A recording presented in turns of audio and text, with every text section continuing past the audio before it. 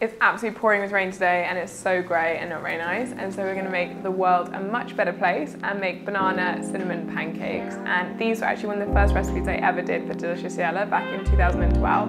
And they were on our app, and then we gave them a little bit of a revamp recently. They're really, really easy. It'll take you just like 10 minutes. And what you want to do is weigh out your oats. So you want about 100 grams of oats.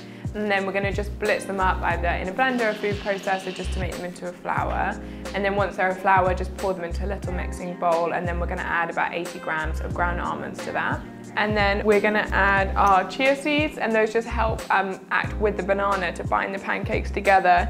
And then our cinnamon. I just absolutely love the flavour of the cinnamon in here, but if you'd rather, you could try with things like ginger, a little bit of nutmeg. And then we're going to add maple syrup, although you really don't have to. You can do it without, and the sweetness of the banana really shines through and it works well. A little bit of almond milk, but you could use oat milk or coconut milk instead, and then just a little pinch of salt. And then our final thing is our bananas, and you want them to be nice and ripe just because that adds the sweetness to it. And you're just going to mash them up until they form basically baby food. And then just stir that through and give everything a really, really nice mix. Let it sit for just a couple of minutes to thicken up. And then we'll melt some coconut oil in the pan. Or you could use just a vegetable oil as well. Once the pan is nice and hot, we're going to start making our pancakes. So you just want to make sure they cook evenly on both sides. They need about kind of 2 to 3 minutes depending on how hot your pan is and how thick the bottom is. You want to have a nice thick bottom on the pan, it just stops them from burning.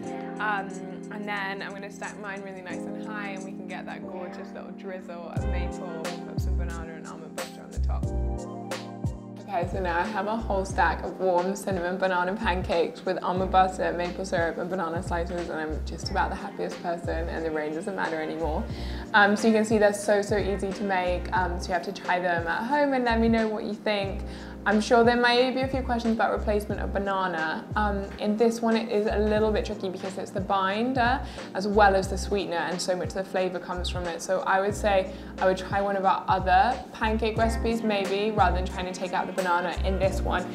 For the almonds though, if you are allergic to nuts, then I would swap the almonds for just a plain white flour. And if you want to make them even fluffier, you can always add a pinch of baking soda or baking powder. And otherwise, try them at home, let me know what you think, and next video will be next Sunday at 6 o'clock. Okay, I'm gonna cut in. I'm going for the really almond buttery bit as well. A little extra maple. Oh, okay. It's just like heaven, like fluffy, gooey with the nut butter, sweet but not overly sweet. And just like, I think I could eat 100 of them. I imagine you'll feel the exact same way.